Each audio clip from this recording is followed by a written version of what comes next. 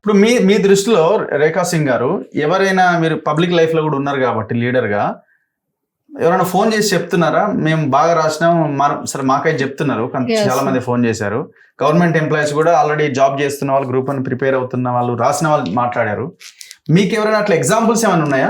ఇప్పుడు నేను బాగా రాసిన సీట్ రాలేదని కావచ్చు, అసలు నాకు చదివే రాదు, ఆయనకు చదివే రాదు, ఆయనకి ఎట్లా వచ్చింది. ఇప్పుడు ఈ ఫీల్డ్ లో ఆల్మోస్ట్ 10 years అయిపోయింది. నేను 2015-16 లో నేను మెయిన్స్ రాశాను. అక్కడ నేను క్వాలిఫై అయ్యి interview after Telangana formation I was the first lady to enter into the interview board. Not only the lady, I was the first person అనమాట. My rule number is the first rule number to enter into the board. అప్పుడు కూడా కొన్ని అవినీతులు జరిగినాయని మేము fight చేసినాం. ఇప్పుడు నాతోటి ఉన్న వాళ్ళు, నా ఫ్రెండ్స్ కూడా ఉంటారు కదా, మాకు ఒక సర్కిల్, ఒక టీం ఉంటుంది. వాళ్ళు కొన్ని ఇయర్స్ నుండి ప్రిపేర్ అయిన వాళ్ళు ఇంటర్వ్యూస్ దాకా వెళ్ళిన వాళ్ళు కూడా ఈ రోజు ఈ ప్రాబ్లం ఫేస్ చేస్తున్నారు. ఈ రోజు జాబ్ రాలేదు వాళ్ళకి. అంటే అక్కడ బీఆర్ఎస్ లో కొన్ని అవినీతులు జరిగినాయని, కాంగ్రెస్ గవర్నమెంట్ వస్తే న్యాయం జరుగుతుంది అనేసి కాంగ్రెస్ వాళ్ళని తీసుకొచ్చి కూర్చోబెట్టిండు అధిష్టానంలో. ఇప్పుడు కాంగ్రెస్ వాళ్ళకి సంబంధించిన వాళ్ళకి ఇప్పుడు ఆల్మోస్ట్ 503 ఫస్ట్ నోటిఫికేషన్ 503 అండి. మళ్ళీ హైకోర్టు ఆర్డర్ ఏమొచ్చింది, రీనోటిఫికేషన్ చెయ్యదు, రీ ఎగ్జామ్ పెట్టమన్నది. మీకు రీనోటిఫికేషన్ చేయాల్సిన అవసరం ఏముంది? మాకు day 1 నుండి మాకు సస్పెన్షన్ ఇదే. నేను స్టార్టింగ్ నుండి మాకు రీనోటిఫికేషన్ వద్దు, మాకు రీ ఎగ్జామ్ కావాలి. యాడ్ చేసిను ఎందుకు? What's the use of adding those post when we people are not getting the jobs? మేము ఆల్రెడీ జాబ్ లో 15 years నుండి మేము ఇక్కడ ఇదైతున్నాం కదా. కొత్త వాళ్ళని ఎంటర్ చేయాల్సిన అవసరం ఏమొచ్చింది మీకు? 503 + 60 560 ఇచ్చి నెక్స్ట్ నోటిఫికేషన్ ఇచ్చిడు. దానివల్ల ఎంతమంది లాస్ అవుతున్నారు? మీరు 16 జాబ్స్ ఇచ్చి ఎంతమందిని యాడ్ చేస్తున్నారు కొత్త వాళ్ళని?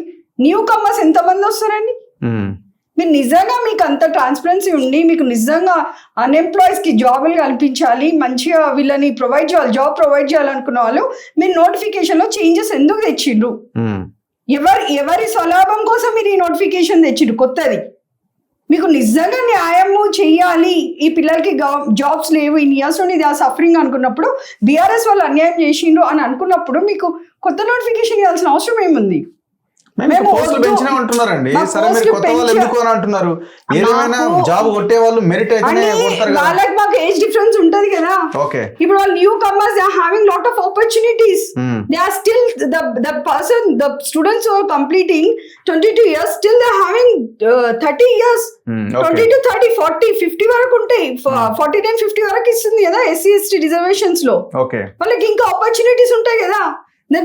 మాలాంటి వాళ్ళ పరిస్థితి ఏంది? ఇప్పుడు సరే లేడీస్ అంటే మ్యారేజెస్ అయ్యి వెళ్ళిపోతారు. పాప మీరు రండి ఒకసారి, మీరు వస్తుండే ఉంటారు కదా. అశోక్ నగర్ లో ఎంత మంది అన్ఎంప్లాయ్స్ అండి. సో ఇప్పుడు కొన్ని సెంటర్స్ లో ఉన్న వాళ్ళకి ఎక్కువ వచ్చినాయి, కొన్ని సెంటర్ లో ఉన్న వాళ్ళకి అసలు రాలేదు. 18-19 ఈ విషయంలో మనం ఏమైనా ఎవిడెన్స్ ని కోర్టు ముందు ప్రొడ్యూస్ చేయగలుగుతామా? ఒకటే అండి, చాలా మటుకి 18-19 సెంటర్ లో నియర్లీ 70 to 80 జాబ్స్. రావద్దని రూల్ ఏమైనా ఉందా అంటున్నారు? రావద్దని ఏమన్నా రూల్ ఉందా? డౌట్ అండి. అక్కడ చదువుకున్న వాళ్ళు, బాగా రాసిన వాళ్ళు ఉంటారేమో అని అంటున్నారు. మేము కూడా టాలెంటెడే కదా, మాకెందుకు రాలేదు? నేను అదే అంటున్నా కదా. మేము 2-3 times mains, prelims 4 times, mains 3 times ఇంటర్వ్యూలు చేసిన మేము ఎందుకు లాగ్ అవుతాం అంటున్నా. మనం మేము ఎందుకు లాగ్ అవ్వాలి? మేము ఎందుకు లాగ్ అవుతున్నాం? మాకెందుకు అపాయింట్మెంట్స్ రావట్లేదని మా బాధ. మీకు ఇంత ట్రాన్స్పరెన్సీగా మీరు పేపర్ కరెక్షన్ చేస్తున్నారు అని అంటున్నారు కదా. ఎస్ఐలో 9 marks వచ్చిన వాళ్ళకి తెలంగాణ మూవ్మెంట్ లో 110 marks ఎట్లా వస్తుందని ఐఎమ్ క్వశ్చనింగ్. 9-10 marks వచ్చిన వాడికి తెలంగాణ ఫార్మేషన్ లో ఎట్లా వస్తుంది 110? మినిమం బేసిక్ చిన్న పిల్లడికి కూర్చోబెట్టే రాస్తాడు కదా. ఎస్ఐ రాయనోడు తెలంగాణ ఫార్మేషన్ ఏం రాస్తాడు?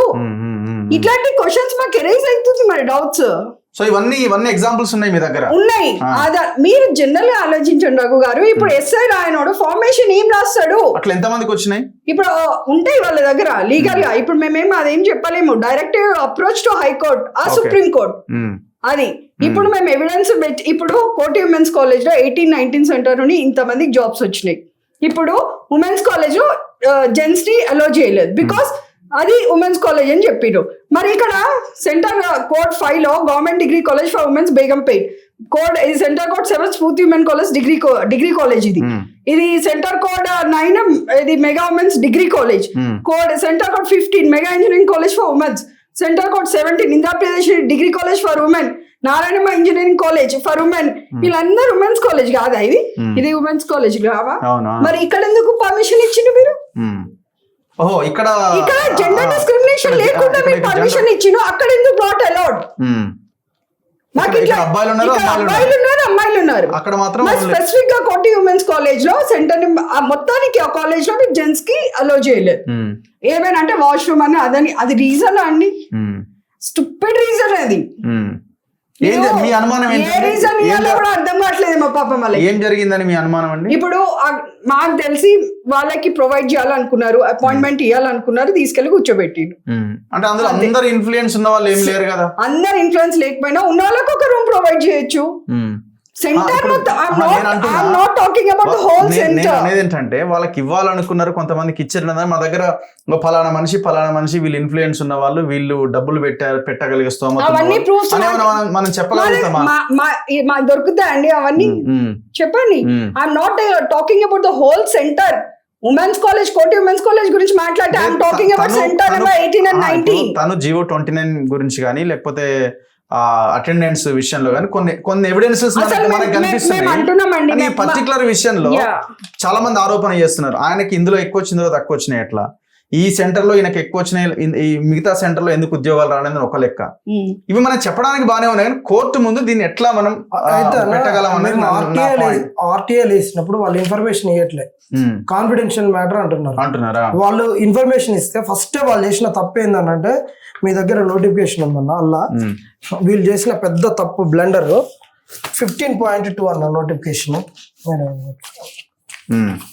ఇప్పుడు ఇంకోటి రఘు గారు, ఓఎంఆర్ మీద క్యాస్ట్ పెట్టియడం అవసరం ఏముందండి మీకు? ఇక్కడ క్యాస్ట్ రూల్ నెంబర్ మీకు అసలు ఏం అవసరం అండి? క్యాస్ట్ తో when you want the transparency students in the service, then what this bloody things you are doing in this OMR? ఇంకొక ఎవిడెన్స్ కూడా నాకు అడగదు. ఇప్పుడు ఇంకోటి ఒక నిమిషం, ఇప్పుడు నా దగ్గర ఒక ఫోటో ఉంది నా దగ్గర. ఇప్పుడు TGPSC వాళ్ళు ఉమెన్స్, అది కోటి women's college, gents not allowed అన్నారు. వీళ్ళు యూపీఎస్సీ కంటే పెద్ద ఇదా అండి? లాస్ట్ టైం September 2024 లో మెయిన్స్ రాసినప్పుడు కోటి ఉమెన్స్ కాలేజ్ లో without gender discrimination both men's, girls and boys both are allowed to write the UPSC mains exam. Then what's wrong with the TGPSC? Why they are showing the discrimination అని అడుగుతున్నాం మేము. Why they are showing the discrimination? We want transparency answer from the department దగ్గర నుండి. వాళ్ళేమంటున్నారు washroom అది ఇది అనుకుంటూ answer చెప్తే అది ఏందండి అది?